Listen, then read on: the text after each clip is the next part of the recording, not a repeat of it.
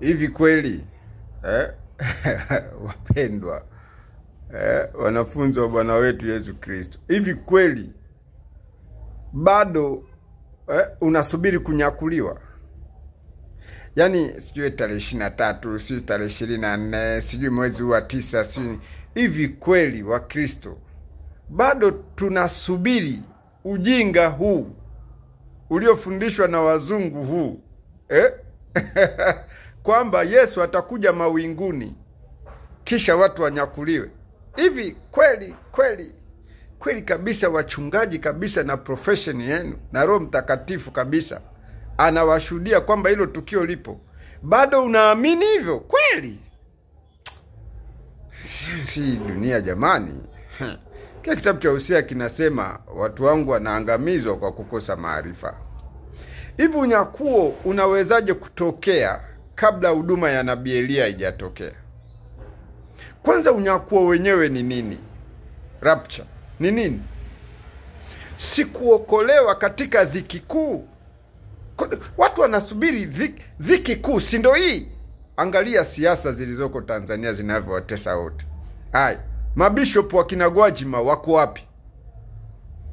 Wamejificha. Ile nguvu yote ya mabishop wa kina Gwajima, ile nguvu ya Wakristo wa Pentekoste kupambana na serikali iko wapi? Kama hilo jina la Yesu Kristo linaweza kufanya kazi, angalia matamko sijui ya teki, sijui matamko ya nini, vyote hamna kitu.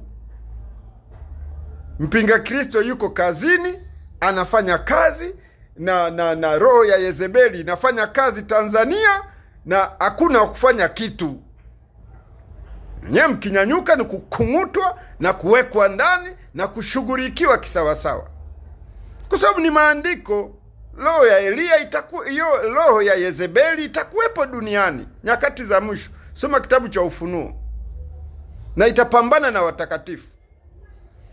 Sasa wewe unataka kunyakuliwa bila kurudi kwenye maandiko, wakati tumeambiwa Malaki 4:5 atakuja Nabii Elia.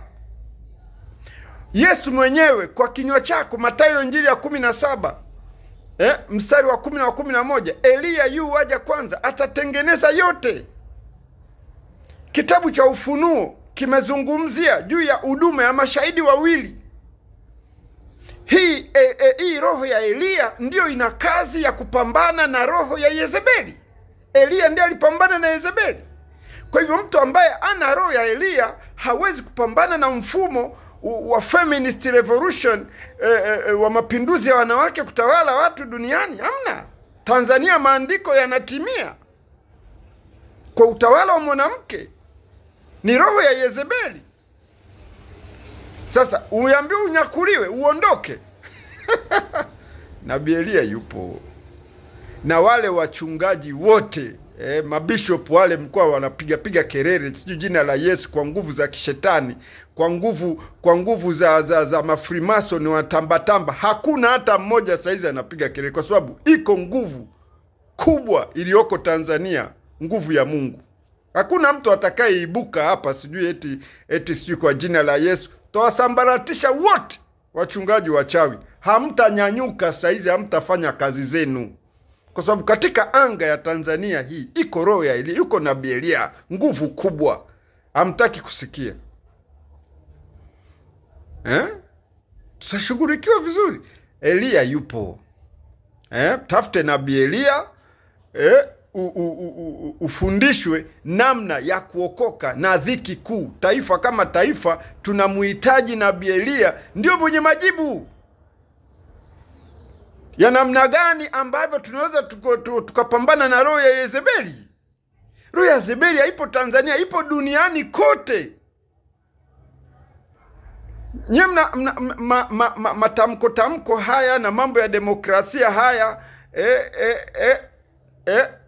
ndio mnategemea kuliponya taifa au kunyakuliwa kuondoka mwende mbinguni? Shughuli ni kubwa. Turudi kwenye maandiko, tumtafute Nabii Elia, ndio mwenye majibu. Mungu awabariki sana.